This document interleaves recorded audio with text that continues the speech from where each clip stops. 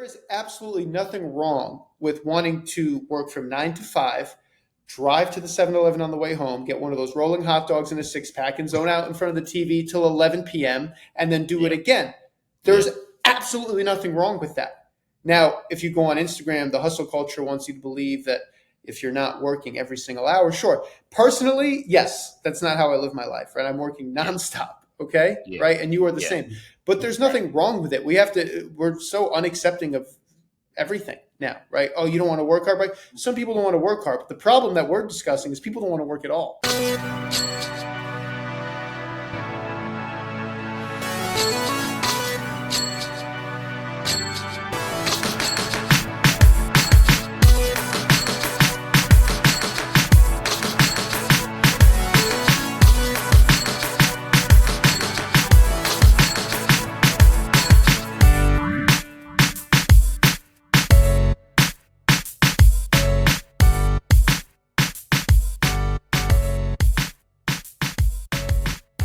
All right, welcome back to the Crucial Convo podcast. I got my man Keon Sinai back in the building. Number one agent, Douglas Elman, 6 years in a row. Definitely doing his thing. So he was on here. When's the last time we got together on a mic? You're the only podcast I do. I told you I get other emails or whatever. Like, do you want to come on and talk about your secrets to success? I'm like, no. I know you dub everybody, so I appreciate. No, I'm not giving those away. I'm not going to tell you what works for me because then you're going to start doing it and be more successful than me. Listen, man, it's a dog-eat-dog world for real. So it's not like if you say to like LeBron, teach me how to dunk a basketball, you're gonna you could do what I do. Mm-hmm. You know what I mean? It's not a talent per se. No, it's a talent, bro. But I think we talked after the fair. It was November for sure. Yeah, I want to say right before the new year. Yeah, like probably. It was November. It was after the election. Okay. Well, let's get into it. We're gonna talk serious first before we have all the fun stuff. Yeah, absolutely. I want to talk about New York now. Now you put me on something that last time we talked about this rent. I guess it was a bill put forth to eliminate the broker fees. And sure. I didn't realize that you said it actually passed, so they got rid of the broker fees. For the renter. The renter does not have to pay the broker fees anymore. No. And in return, the day that it passed. So there was a judge that was deciding on whether she should put an injunction on this or not until it goes to the highest Supreme Court. And it was supposed to go into effect June 11th. And she waited until June 10th. And on 2 p.m. of June 10th, she said, yeah, I'm going to pass this. Oh, wow. So we all got a notification on June 10th at 3 p.m. that, hey, as of tomorrow, you can no longer, under any circumstance, if you represent the landlord or the building, collect a fee from the tenant. Mm. So every single developer or landlord that hadn't already called me and just said, okay, let's increase the rent so we can bake it in so we can pay you. So the fee they didn't get rid of the fee. They just, instead of $25 free shipping, you know what I mean? It's $20 with $5 shipping. You know, it's the same principle, right? Either way, you're going to end up paying for it. And we talked about that at the time. That was sure. And we historically, and what we saw happen on June 11th or 12th is we saw everything go up between, I mean, if you want to use percentages, 6 even to up to 15%. Wow. I think it's going to settle somewhere at a rent increase of 7% in a market where the vacancy rate is less than 1%, right? Occupancy is like 99 and change in New York City. So now you just increase the rent for everybody.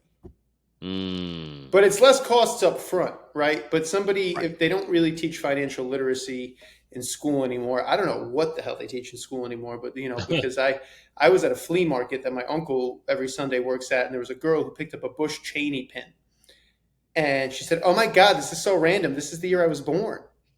And she was wearing like an NYU hat. She went to NYU, and I said, I looked over, I caught, and I said, you don't know who Bush Cheney, you don't know George Bush or Dick Cheney? He's like, no, I was born in 2000. I'm like, how the hell did you get into NYU and you don't know the president who was president from 2000 to 08, essentially, right? So what did this chick learn in history? I don't know, right? And I sound like that old guy yelling at the cloud, as they say. That's crazy work.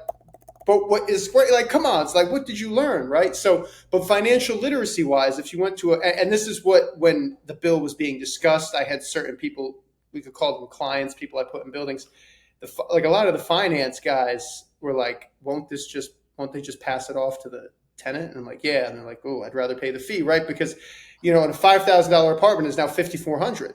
Right. Right. You could have paid $5,000 with a 1 month's fee, and then next year they increase your rent to 51 or 51.50. Right. If you stay somewhere for 2 or 3 years and you bake in that 1 month's fee, it's not as big of a cost. Right. It's like, okay, right, I'm paying an extra $100 a month that's going towards the fee, give or take. Now on year 2, you're paying $5,500 on an apartment. So when you renew, even if the landlord only increases you 3%, you're being increased off that number that had the fee baked into it. Right. So long term, you're paying them much more. Yeah. And so what just happened is the property value for the landlords went up overnight. Every apartment rent roll went up $400 or $500. That's crazy. And that's the new standard. So that's what, as someone whose boots on the ground, who's getting 18,000 steps a day, people are saying, yeah, I'm super frustrated. Now, the average building that you represent, how many units are in the average building, would you say? Oh man, that varies. I have 40-unit buildings. I have 120-unit buildings. It varies, okay, right? But just to give you an example, if you were looking at an apartment to move into July 1st on like June 5th, and it was $6,000, you woke up on June 11th or June 12th, it's now $6,695. You're like, what the hell? So now people feel like they're even getting less for their money, right? But the argument was it's less upfront costs. You don't have to pay if it's $5,000, right? 1 month's rent, security, broker's fee. Okay, that's $15,000, right? In New York, you don't have to pay last month. You pay first in security. Okay. Now, theoretically, I think the tenants or any renter was probably thinking that, okay, if the landlord hires you as the agent, he should pay you. But they figured that, okay, they're going to pay you now, but the rents are still going to stay the same. And I think that that's, like you said, that's something that people didn't account for, that the landlords are going to bake that fee in, because at the end of the day, it's just the way it goes, Well, I think the fundamental question is, why did they account for that, right? Like what were they taught and educated in, just in terms of thinking, right? Because you always say, right, if somebody says something is too good to be true, you say, what's the catch, right? And I think a saying that goes back generations is, I'm sure you've heard this, there's no such thing as a free lunch, right? Right. People say like, hey, come to this thing, it's a free lunch, and then you go there and then they get up stage and you're like, oh shit, I'm at a pyramid scheme. You know? It's like there's no such thing as a free lunch, right? Buy timeshare or something. Yes. Or it's like, hey girly, right? Like, the hair care products, right? But it was a free lunch. There's no such thing as a free lunch, right? The cost is going to get passed off one way or another. And nobody ever said, well, where's that cost going to go? Right. Yeah. Right. So I think it speaks to the financial literacy, right? But who rents, right? I think this law and the damage it's doing to the consumer speaks to the financial literacy of the consumer.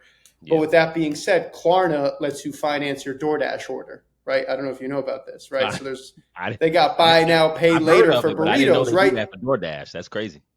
Klarna did it for 2 months and already came out and was like, yo, so the people who were financing their burrito are not paying us back. And it's like, really? The person who needed to do 4 installments for their, McDonald's order isn't paying you? That's crazy, right? Like, how did that happen? I don't understand. How did we get here, right? Right. But a lot of wise people, when I listen to them talk about financials and fiscal responsibility, say anytime an offer is presented to someone, whether it's a stock or an opportunity, right, you have to think, okay, what is the downside to this? Right. If somebody comes to you and says, hey, guess what? There's this broker's fee, but we're just going to ban it and get rid of it, and then it's just going to disappear into thin air, and you go, that's a great idea, let's do it. It's not how life works. Right. The gentleman who passed the bill kept saying and continues to say, his argument was the rent will not go up because market forces drive the rent. And therefore, if the landlords could have charged you more, they would have, right? But that's all very like consultant political language. Hey, market forces drive the rent. Okay, I didn't go to an Ivy League school, right? I barely went to school, but I could ask you right now, what are market forces? Because to me, a market force is every landlord finding out, hey, you now have to pay your broker, and every landlord, and by every I'm generalizing, let's say 90% of landlords going, I now have to pay the broker. So they're all raising the rent in unison, right? It's not like one Main Street didn't raise the rent and two Main Street did. They all did. Right. Well, to your point too, I mean, New York is also a different animal. It's just a different place. Sure. And you said, vacancy rates are extremely low. So that's it's free market. It's supply and demand, right? So, and I said this last time, if you wanted to live in the West Village, you probably had to pay a broker's fee. If you wanted the same apartment in Hudson Yards, you probably didn't have to pay one. Supply and demand. The demand to live in the West Village is so crazy that people are willing to pay a fee, right? So it comes down to messing with the free market and supply and demand. And then someone, some Gen Zer, right, comes and goes, that's not fair, right? It's like, well, life's not fair. Like, I'd love to have the same apartment I have in Soho, but I can't afford it. So I'm not going to throw a tantrum. I'm just going to say, well, I can't afford it. I'll live more uptown. I'll live in, Midtown South where I live. It's like, okay, right? But somebody decided that's not fair. So they forced the law and they changed it.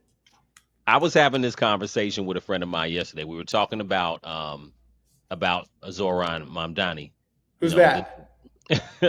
Right. Who's that, right? Exactly. So, he's the big talk in New York now, obviously. So, winning the primary, and he has some really interesting ideas. So I was talking with a buddy of mine yesterday. We had a long conversation about socialism and just the aspect of, the cost of living and so on. So obviously the forefront, and we can get into it. I don't know how you feel about him as a candidate per se, but just in relation to housing, I want to talk to you about it because obviously the big part of his campaign was the cost of rent. That was a big thing that he talked about. So what he wants to do, I want to get your feedback or what you think about, and also what you've heard from other investors, because you deal with a lot of developers, obviously, right? Sure.